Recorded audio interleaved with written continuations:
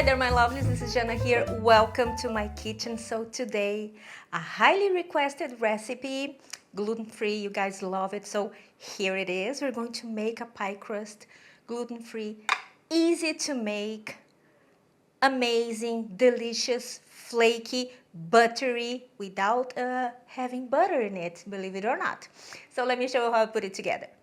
We're going to use only a few ingredients, but the main and most important ingredient, a scale, yes. And I'm going to explain to you exactly why. Since we are making a gluten-free pie crust, we're not going to use only one type of flour, okay?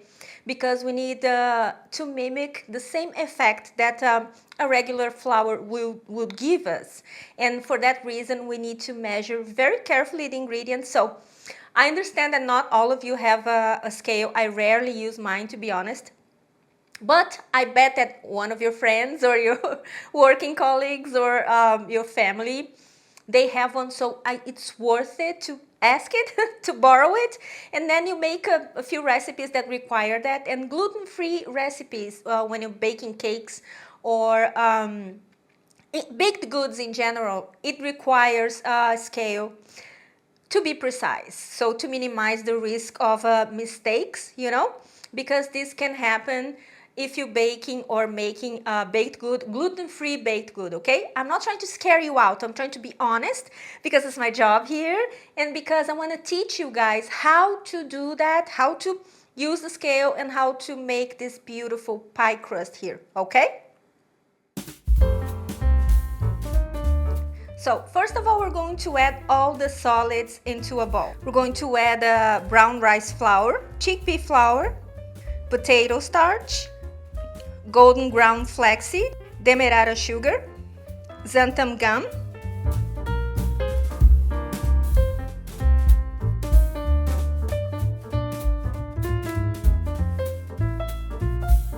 Now, I want you to pay attention to the steps because when you make this recipe, you need to follow these steps in this order, okay? First the solids and then the oil.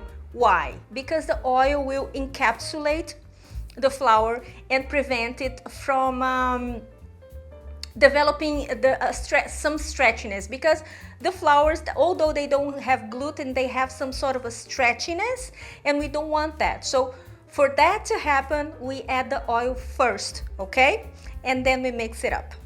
Now the oil here, I'm using sunflower oil, but you can add odorless coconut oil or vegan butter. I know that you might be thinking that it's not working, that it's too runny, but worry not, my child. Now when we add the water, it's all gonna come together.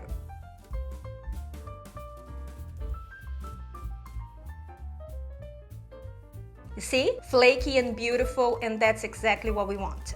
Now we're going to add it to a baking pie dish or a pie tin or a pie mold. And this one is 25 centimeters, 10 inches, okay? And one tip for you guys, when you're making a pie crust or pie dough, a pie crust, it's best that you have the walls, like the borders, thicker, because the borders are responsible for holding all the structure together when you put the filling in, okay? Because this is a delicate type of a crust, okay? All pie crusts are delicate, but this one is special because of why? Because it doesn't have the stretchiness and the gluten that it's responsible for all the elasticity that binds and glues everything together, okay? Don't worry, it will work. I'm just giving you all the advices and all the tips so you make a perfect pie crust. All right, so now that the pie dough is already beautifully tucked in your baking pie dish, you are going to put it in a preheated oven for at 180 degrees Celsius, 350 Fahrenheit, 356 Fahrenheit for 20 to 30 minutes, sometimes more. But one thing, you don't need to put any weight in it, and you don't want to pierce it, to prick it, because it's not going to raise, okay? So don't worry about that. The thing is, if you see that the pie crust, it's getting too brown too soon, okay, you twist it, okay? You move it around in your oven. It's probably because you have the temperature of your oven is hotter in some spots. Mine is. I absolutely despise it, but that's what I have for now. I'm not gonna change it so soon. So we adapt, and that's what I've noticed on with my oven here. Okay. So that's also a valid tip for anything you bake. Sometimes it gets a little bit browner and lighter in different spots, so just twist your plate around.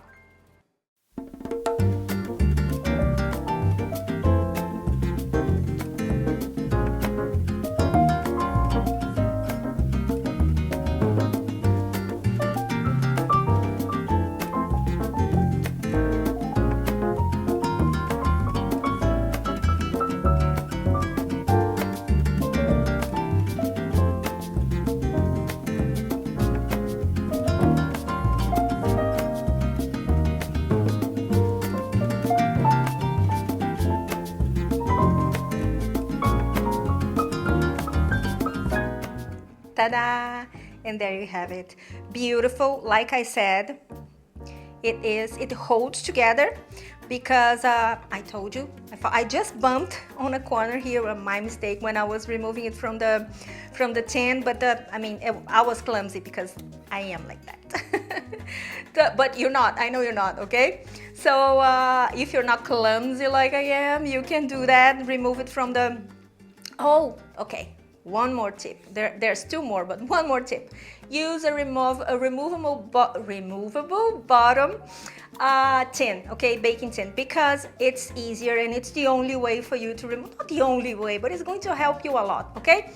When you remove it from the tin, it has to have this removable bottom, right? Another thing, this is perfectly freezable, but I would advise you to freeze it with the baking mold, okay? Because this is fragile, and when you move stuff around in your freezer, it might break, and we don't want that because it's a lot of work.